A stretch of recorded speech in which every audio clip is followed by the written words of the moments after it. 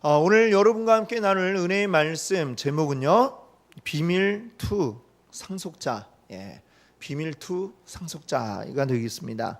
우리 지난 주에도 우리 비밀에 대한 이야기를 나누었는데 오늘 또 이제 두 번째로 또 비밀에 대한 이야기를 나누려고 합니다. 우리나라는 이제 한 근 100년이라는 그 시간 동안에 굉장히 많은 일들을 우리나라가 겪었습니다. 우리나라를 잃기도 했고, 그러다 또 다시 찾았고, 그랬다가 또 다시 둘로 나누어지고, 그 둘이서 또 싸우고 전쟁을 하고, 참 너무나 많은 일들이 우리나라 안에 있었습니다. 그 나라가 바뀌고 전쟁이 일어나고 이런 와중에 사람이 갑자기 죽거나 또는 생사를 알 수 없게 행방불명이 되거나 하는 일들도 많이 있었고요. 또 그 바람에 누군가에게 이렇게 전해져야 할, 상속되어져야 할 이런 재산들이 상속되지 못한 채 어디론가 사라져버리는 이러한 일들도 많이 있었습니다. 사람뿐만이 아니라 어떤 특별히 또 이제 땅 같은 경우에 땅 문서들, 관계된 문서들이 전쟁 중에 많이 불타서 없어지기도 하고, 그래가지고 이렇게 하여튼 지금 보면 이제 주인을 알 수 없는 공중에 붕 떠버린 이런 땅들이 굉장히 많이 있다라고 하는 말을 들었습니다. 그래서 요즘에는 이제 관공서에서 어떤 서비스를 해주냐면요, 조상 땅 찾기 서비스, 이런 게 있다고 그럽니다. 여러분 들어보셨나요? 관공서에 가서 이제 조회를 하면 확인을 해주기도 하고, 요즘 간단하게 인터넷으로도 이제 확인을 할 수 있는 그런 것이 가능하다라고 합니다. 아마 여러분들 다 알고 계셨을 것 같습니다.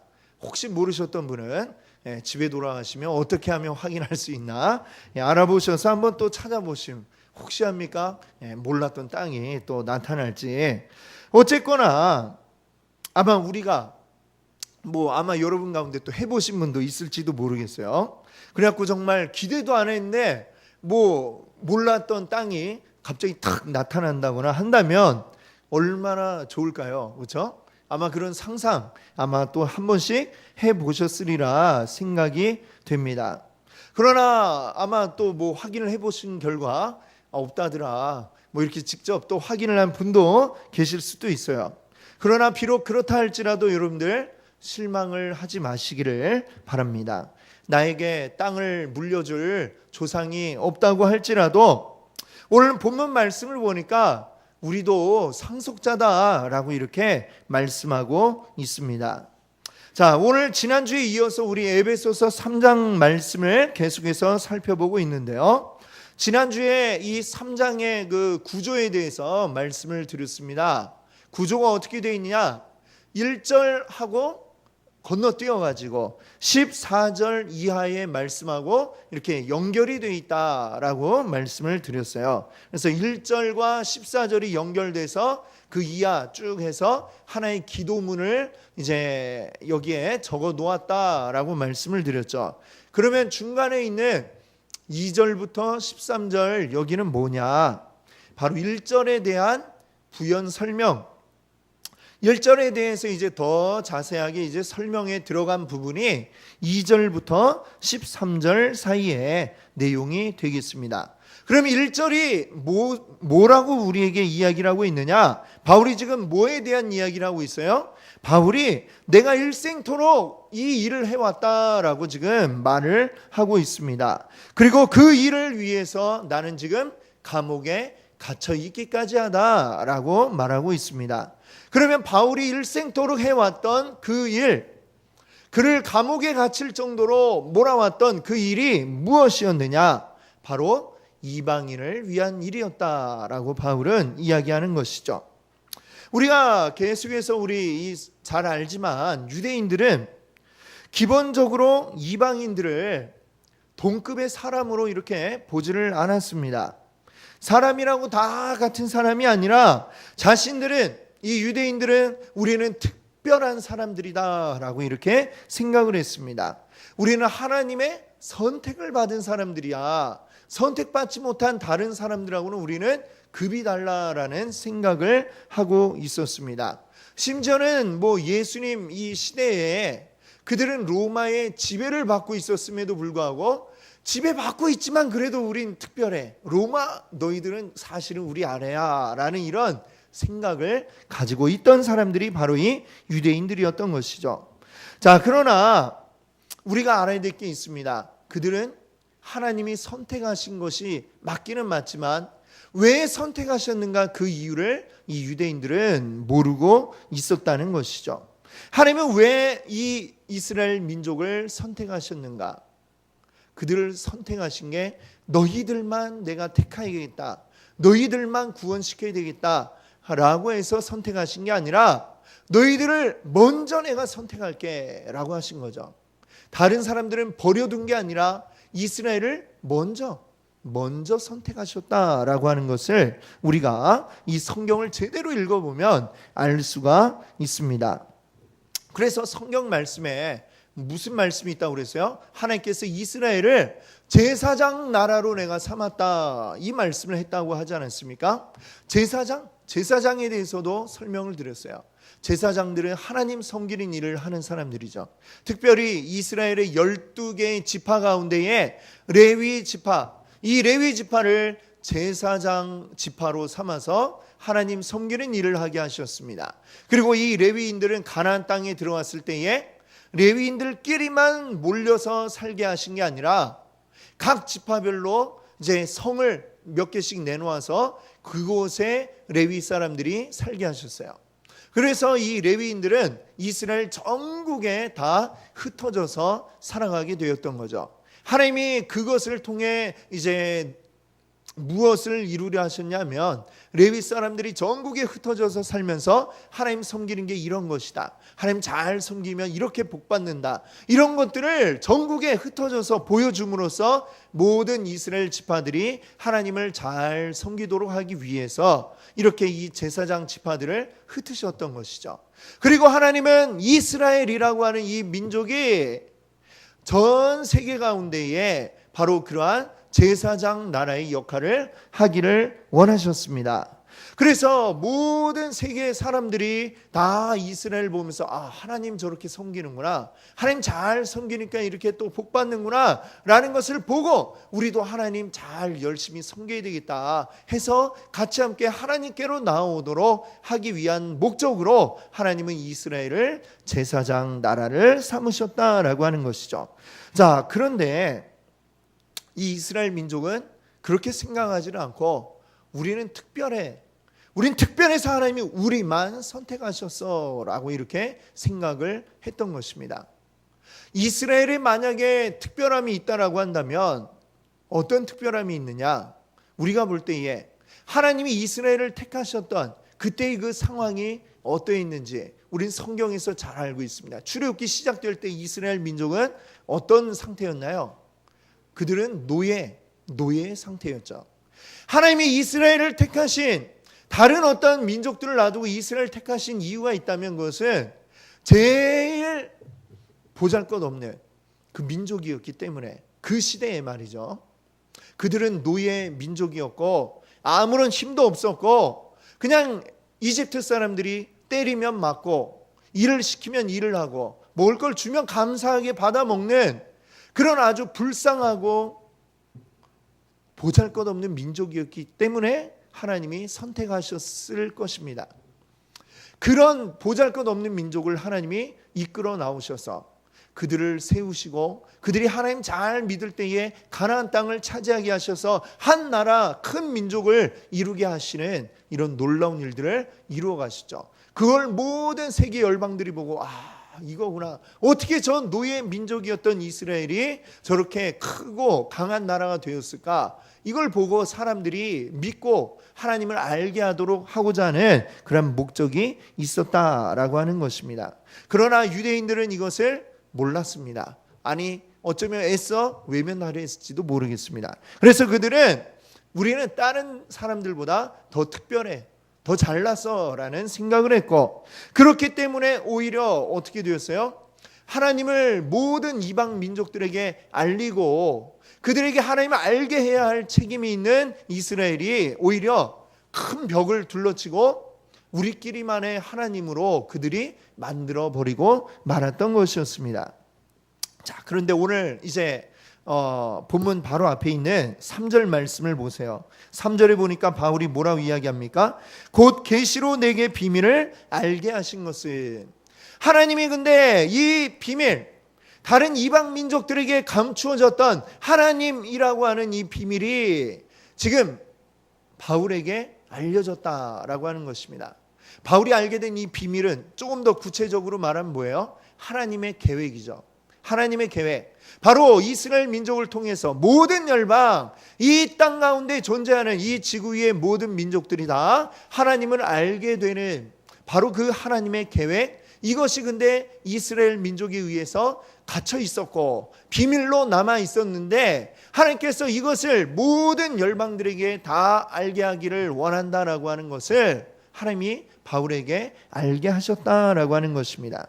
그것을 계시를 통해 알게 하셨고, 그리고 이제 오늘 4절 말씀을 보니까요, 바울은 내가 이전에 썼던 글들을 보면 그 비밀을 알고 있다는 것을 너희들도 알 수 있을 것이다 라고 이렇게 적고 있습니다. 자, 바울이 이전에 썼던 글 어떤 것들이 있을까요? 자, 지금 우리가 살펴보고 있는 에베소서는 우리가 흔히 이제 분류하기를 옥중서신이라고 이렇게 분류하는 책에 들어갑니다.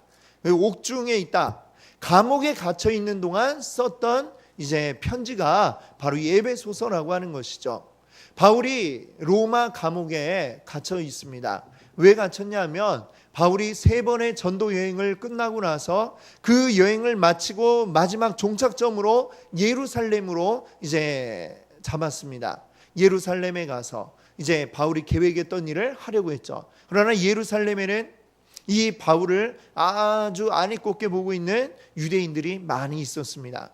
이방인들에게 하나님에 대해서 이야기하다니, 이것 자체로도 매우 불경스럽게 생각하는 그런 유대인들이 많이 있었고, 그들이 이 바울이 온 것을 보고 난리를 일으켜서 바울을 죽여야 되겠다라고 소리를 지르면서 난리법석일 때에 이 유다를 지배하고 있던 로마 군인들이 이게 웬 난리인가 출동을 해가지고 그 문제의 한가운데 있었던 바울을 체포를 하게 됩니다.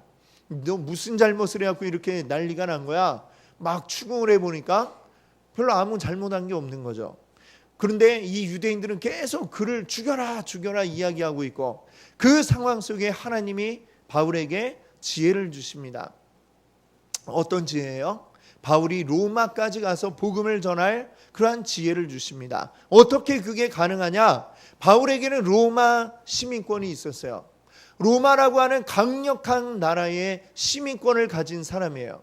그 로마 시민권을 가진 사람에게는 특권이 있는데 어떤 특권이냐면 그가 어디에 가 있든지 그가 가 있는 그곳 현지의 법에 의해서 심판받는 게 아니라 로마 법에 의해서, 로마에 와서 로마 황제에 의해서 재판받을 수 있는 그러한 권리가 있었다라고 하는 것입니다. 요즘에 보면 뭐 중국 같은 데에 그 마약 사범은 중국은 어떻게 된다고 그래요? 바로 막 사형당한다고 그러잖아요. 그럼 우리나라 안에서 만약에 그 사람 잡혔으면 우리나라 법에 의하면 사형 안 당할 사람이 중국 가면 죽을 수도 있는 그런 것이죠. 그러면 그때 나는 우리나라 법에 의해서 재판받겠다, 그럴 수 있다면 그 사람 죽을 목숨이 살지 않습니까? 마찬가지로 이 시대에도 로마 시민권을 가진 사람은 아주 큰 잘못을 저질렀어도 자기 로마 법에 의하면 또 그 형이 감해질 수 있는 큰 특권을 가지고 있었습니다. 그래서 바울은 지금 로마 감옥에 가게 되었고요. 그 로마에서 재판받는 동안 2년여를 이제 지내면서 로마 교회 사람들을 만나고 또 자기를 지키는 로마 병사들에게 또 복음을 전하기도 하고 또 여러 교회들에다가 편지를 써가지고 또 그들을 격려하고 독려하는 일들을 이 로마에서 하게 되는데, 그때 썼던 편지가 바로 이 에베소서고, 에베소서뿐만이 아니라 또 빌립보서, 골로새서, 빌레몬서, 성경의 그런 4권의 이제 감옥에 있는 동안 썼던 책이 있습니다. 바울이 썼던 다른 책들은 감옥에 가기 전에 이미 썼던 책들이죠. 로마서라든지 또 고린도전서, 후서, 갈라디아서 뭐 이런 것들이 다 이미 감옥에 가기 전에 썼던 책들인데, 그 모든 바울이 썼던 그 내용마다 우리가 다 살펴보게 되면 결국 무엇을 이야기하고 있느냐? 바울이 오늘 이야기한 것처럼 내가 그 비밀을 이미 알고 있었다라고 하는 사실을 이야기합니다. 하나님은 이방인에 대해서도 그들이 하나님을 알고 구원받기를 원하신다라고 하는 그 비밀을 바울이 알고 있었음에 대해서 누누이 수도 없이 이야기하고 있는 것들을 우리가 이 바울이 쓴 서신서를 읽어보면 우리가 잘 알 수가 있습니다. 그래서 바울은 그거에 대해서 굉장히 열심히 이야기를 했고, 또 모든 이방인들을 만나서 이방인들에게 직접 하나님의 복음을 전하는 이런 일을 해오다가 마침내는 감옥까지 가게 되었다라고 하는 것이죠. 자, 이 비밀을 안다는 것 참 너무나도 무척이나 놀라운 일입니다. 지금까지는 감추어져 있었던, 이 베일이 드리워져 있고 알 수 없는 상태에 있었던 그 하나님의 계획, 그리고 예수 그리스도를 통한 우리 인류 구원의 계획이 마침내 드러나게 되었다는 것이죠. 그러나 예수님이 이 땅 가운데 오셨어도, 예수님을 직접 만나본 사람 가운데도 예수님이 바로 그런 구원자인지 알지 못하는 사람들이 너무나 많이 있었습니다. 예수님을 죽이는데 그 앞장섰던 그 시대의 제사장들, 바리새인들, 또 그 유대의 분봉왕이었던 헤롯이라든지 또 로마의 총독이라든지 이런 모든 사람들은 예수님 만나서 대화도 나눠봤지만 과연 이 사람이 바로 우리를 구원할 자이다라는 생각을 그들이 가지지 못했다라고 하는 것입니다. 여전히 그들에게는 비밀로 남아 있었던 것이죠. 그러면 이 비밀이 어떻게 드러나고 누구에게 드러나고 누구에게 깨달아지느냐라고 하는 것인데요, 그것은 바로 오늘 5절 말씀을 보니까요, 성령에 의해서 이것이 된다라고 말씀하고 있습니다. 5절을 우리 한번 읽어보겠습니다. 이제 그의 거룩한 사도들과 다른 세대에서는 사람의 아들들에게 알리지 아니하셨으니. 아멘.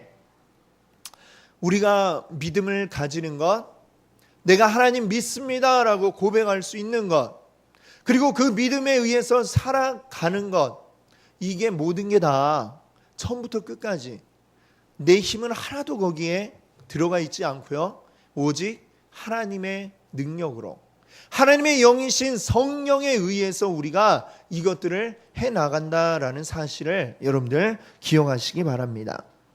성령이 깨닫게 해주셔야 우리가 알 수 있고요, 성령이 우리의 마음을 움직여 주셔야 우리가 그것이 믿어지게 되는 것입니다. 바울이 알게 된 이 비밀, 모든 이 땅 가운데 있는 모든 인류가 다 하나님 알게 되기를 원하신다라고 하는 이 비밀도 성령께서 깨달아 알게 해 주셨기 때문에 바울이 그것을 알 수 있는 것이죠. 자, 그런데 이 놀라운 일들이 본격적으로 이제 사람들에게 알려지게 된 것, 이것은 예수님이 이 땅 가운데 오시고 난 후의 일입니다. 예수님께서 제자들을 세우시고 그들을 3년여를 데리고 다니시면서 가르치셨죠. 누누이 가르치셨어요. 내가 바로 메시아다. 성경이 이야기하는 그 메시아가 나고 내가 그리스도다. 그리고 내가 죽었다가 살아나야 그래야 모두가 구원받게 될 것이다. 늘 얘기를 하셨어요.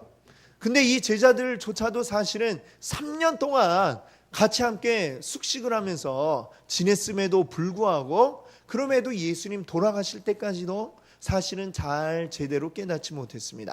그러나 여기서 말씀하는 것처럼 성령이 그들 가운데 임하실 때에 예수 그리스도 바로 우리의 구원자시다 라는 것이 그들에게 깨달아졌고, 그때부터 그들이 나가서 예수님을 증거하기 시작했습니다. 그러면 그 이전에 이 사도들, 예수님의 제자들을 우리가 사도라고 부르는데요, 그 이전에 구약 시대에는 그러면 예수님을 아무도 몰랐는가? 그리스도를 아무도 몰랐는가? 라고 한다면 또 그렇지는 않습니다. 비록 이 구약 시대에는 희미하기는 하지만 하나님께서 분명하게 그 시대에도 예수님 오시기 전에 사람들에게도 그리스도에 대해서 알게 하셨습니다.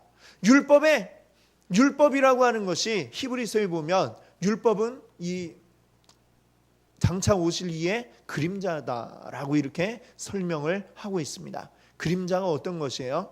실체는 아니지만 실체가 움직이면 그 움직이는 모양 그대로 나타나게 되는 게 그림자이죠. 분명하진 않지만 그 뭔가가 움직이고 있는 것을 보면서 이런 게 있구나. 하나님 이렇게 우리들을 구원시키시는구나 라는 것을 알 수 있게 해놓으셨고, 또 그 시대에도 우리 이사야서를 보면 어때요? 마태복음에 보면 이사야서 말씀이 굉장히 많이 나오고 있습니다. 보라 처녀가 잉태하여 아들을 낳을 것이요, 뭐 이런 말씀도 있고, 보라 세상 죄를 지고 가는 하나님의 어린 양이로다, 이런 말씀들이 이사야서에 왜 그렇게 많이 나올까요? 예수님 오시기도 전에 한참 전에 이 이사야는 어떻게 알고 그러한 말씀들을 할 수 있었을까요? 하나님이 또 이 선지자들에게 말씀으로 계시로 그들에게 알게 하셨기 때문에 또 그러한 말씀들을 이 구약 성경 가운데도 남겨 놓았던 것이죠. 그렇게 하나님은 이전 시대에도 이렇게 알려 놓으셨지만 사실 이 구약 시대엔 그게 충분하지는 않았습니다. 그리고 예수님이 이 땅 가운데 직접 오심으로 해서 이제 그 사도들을 통해서 분명하게 밝혀지고 그것이 이제 사람들에게 증거되기 시작한 것이죠. 바로 그것을 이제 우리 이 5절 말씀에 이야기를 하고 있습니다. 자, 그러면 그 다음 절 6절은 이제 그 비밀이 우리에게 드러났는데 그럼 그 결과가 무엇이냐라는 것을 이야기하고 있습니다. 6절을 한번 우리 같이 한번 읽어볼까요? 이는 이방인들이 복음으로 말미암아 상속자가 되고 함께 지체가 되고 함께 약속에 참여하는 자가 됨이라. 아멘. 그동안 감추어졌던 비밀이 드러났다라고 했습니다. 그리고 이 비밀은 이제 이방인들도 그들도 구원받을 수 있는 자들이다라고 하는 게 우리가 이제 지난 주간에 말씀드렸던 바로 첫 번째 비밀이죠. 자, 그러면 그 결과 이제 어떻게 되느냐? 그러면 이제 이방인들도 구원받은 그 결과 그들도 어떻게 되느냐? 함께 하나님의 유업을 받는 상속자가 된다라고 하는 게 이게 또 오늘 드러나는 또 비밀인 것입니다. 하나님 안에서 이방인과 유대인의 구분이 다 사라집니다. 이 말이 유대인들의 입장에서 생각하면 어떤 면에서는 또 굉장히 섭섭하게 생각이 될 수도 있을 것 같습니다.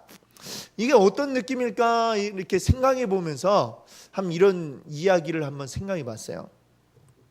내가 아버지의 사랑을 듬뿍 받고 그렇게 잘 살아가고 있는데 어느 날 아버지가 웬 아이를 하나 데리고 오는 거예요.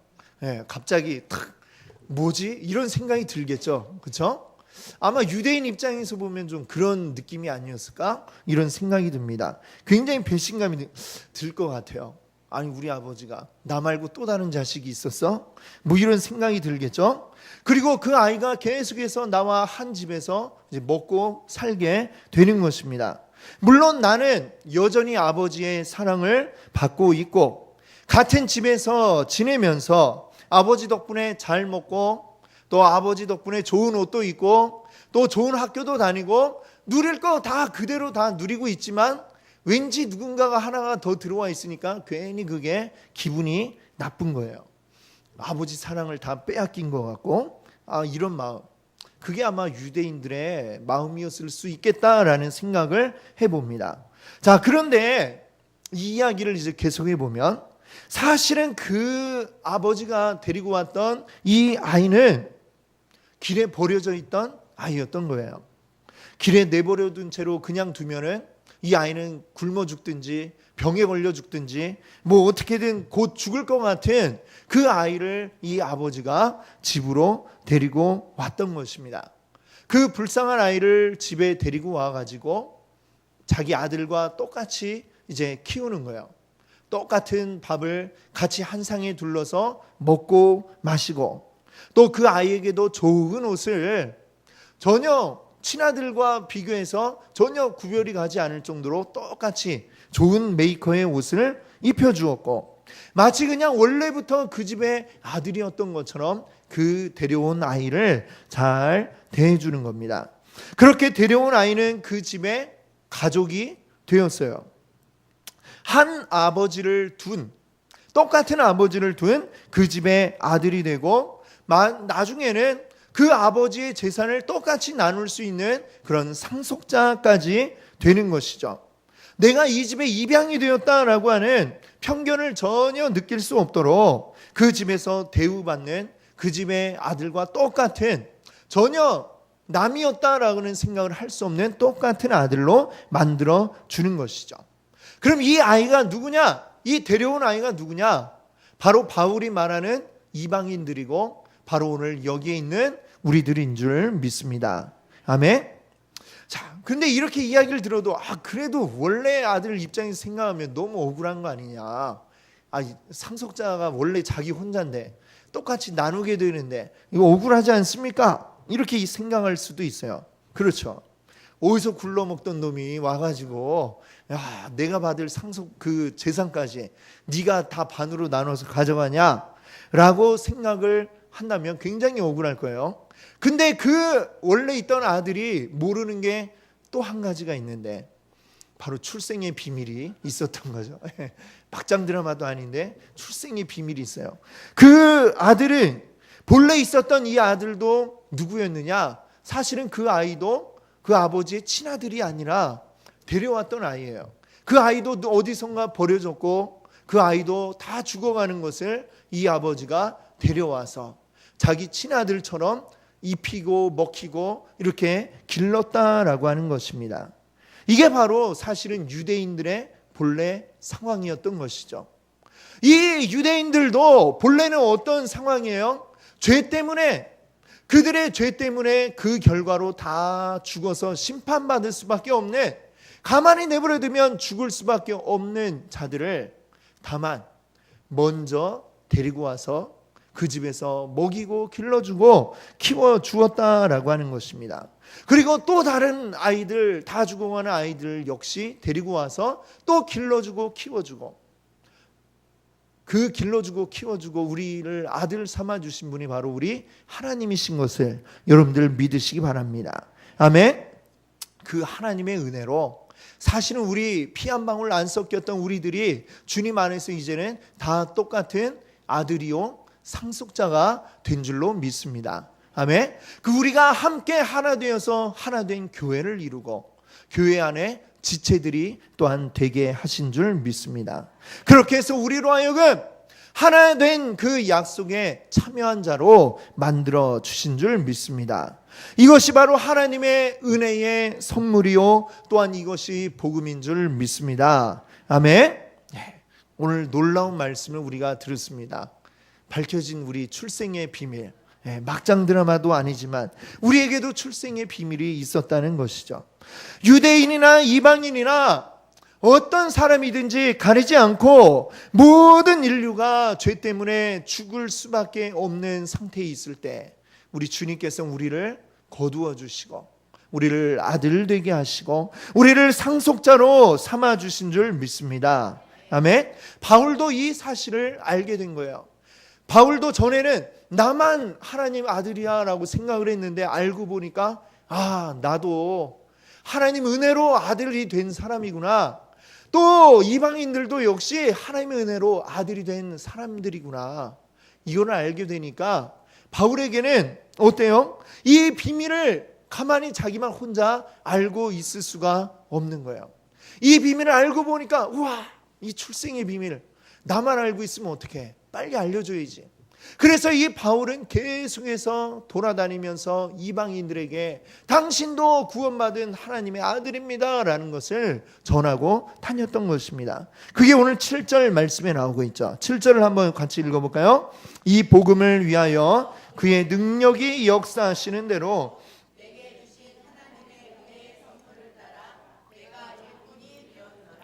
아멘. 그렇습니다. 여기 일꾼, 내가 일꾼이 되었다라고 그랬어요.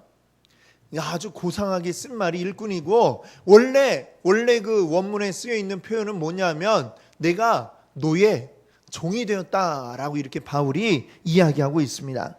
내가 노예가 되었다는 얘기예요. 아니 원래 아들이라더니 또 갑자기 웬 노예? 그렇죠? 바울은 하나님의 능력이 역사하시는 그 하나님의 능력의 역사를 통해서 아들이 된 사람입니다. 아들이 되었는데 그 은혜를 깨달으니까 너무 이게 큰 거예요. 놀라운 은혜의 선물에 눈물을 펑펑 흘리면서 내가 이렇게 큰 선물을 받았는데 내가 가만히 있으면 안 되겠다. 그때부터 바울은 내가 아들임에도 불구하고, 그럼에도 불구하고 노예와 같이, 종과 같이 하나님의 이 놀라운 은혜의 선물을 사람들에게 알리기 위해서 다니지 않을 수 없었던 것입니다. 너무 큰 선물을 내가 받았는데 이거 나만 이거 알고 있으면 안 되겠는데 빨리 저 사람들도 이 선물 받았다는 사실을 알게 해줘야 되겠는데, 이걸 생각하니까 어떻게 내가 가만히 있을 수가 있겠어. 그래서 이 바울은 계속해서 바다를 건너갈 때에는 풍랑의 위협이 있어도, 산을 넘어갈 때에는 산적들의 그 위협이 있어도 그런 것 아무것도 두려워하지 않았습니다. 또 가는 곳마다 유대인들이 들고 일어나 가지고 너희 나쁜 놈 하면서 죽이려고 할 때에도 그래도 바울은 두려워하지 않았습니다. 그래도 이거를 전해야 돼. 이 생각이 그의 마음 가운데는 강렬하게 불타 일어났습니다. 이거를 내가 주님의 노예가 이제는 내가 되었기 때문에 어떻게 주님이 나에게 주신 이 사명을 내가 감당하지 않을 수 있겠어 라고 생각하면서 바울은 끝까지 감옥에 갇히면서도 마침내는 그가 그 복음을 전하다가 죽게 되어서도 그것을 그치지 않고 끝까지 해나갔던 것인 줄로 믿습니다. 왜 이걸 끝까지 그렇게 할 수 있어요? 그의 안에 기쁨이 있기 때문입니다. 너무나 이것을 자랑하고 싶었기 때문입니다. 내가 이 비밀을 알았어. 비밀을 빨리 알려야지. 그 궁금함 때문에 이 바울은 계속해서 이것을 알리고 다녔던 것이죠. 자, 여러분들, 만약에 우리 교회 가운데 이제 보니까 이제 올림픽이 시작됐잖아요. 뭐 지금 우리 중에 운동 선수는 없지만 누구 한 사람이 올림픽에 출전을 해가지고 메달을 땄다 이렇게 한번 생각을 해보십시오. 그러면 어떠실 것 같아요, 여러분? 우와, 우리가 다닌 교회에 메달 딴 사람이 있다 이러면 그걸 가만히 집에 가가지고 이렇게 맞아 이러고 있을까요? 아니면 누군가 볼 때마다 막 자랑하고 싶을까요? 아마 누군가 그런 사람이 있다 그러면 자랑하고 싶을 거예요. 가가지고 야, 너 누구 알지? 알아. 그러면 우리 교회 다니잖아 이렇게 얘기를 할 거예요. 그렇죠? 그리고 야, 내가 매주 예배 끝나고 그 사람이랑 밥도 같이 먹어 내가 이렇게 얘기하고, 그러면서 또 핸드폰 꺼내가지고 지난번에 나랑 같이 사진 찍은 거 여기 있잖아 하면서 또 보여주고, 야, 내가 사인 한 장 받아줄까? 아마 이렇게 이야기를 하게 될 것입니다. 그럼 그 친구가 누가 물어봤나? 이렇게 생각할 수도 있겠죠. 물어보지 않아도 내가 그걸 얘기하고 싶은 거예요. 이 나의 자랑거리니까, 나의 기쁨이니까 이거를 자랑하지 않을 수 없는 것이죠. 내 안에 복음이 있다는 것, 우리에게 이 비밀이 알려졌다는 것, 이것은 여러분의 기쁨이요 자랑인 줄로 믿습니다. 아멘. 여러분도 상속자 되었다는 것, 이게 얼마나 큰 기쁨이요 자랑입니까? 우리에게 주신 이 은혜가 너무 크기 때문에 우리는 전하지 않을 수 없는 줄 믿습니다. 여러분, 우리 이웃들에게 자랑하시는 여러분 되시기 바랍니다. 아멘. 이 기쁨이 너무 커서 매일매일 자랑해도 우리 정말 이 세상 떠나가는 마지막 그날까지 끊임없이 자랑하시는 여러분 되시기 바랍니다. 함께 기도하겠습니다.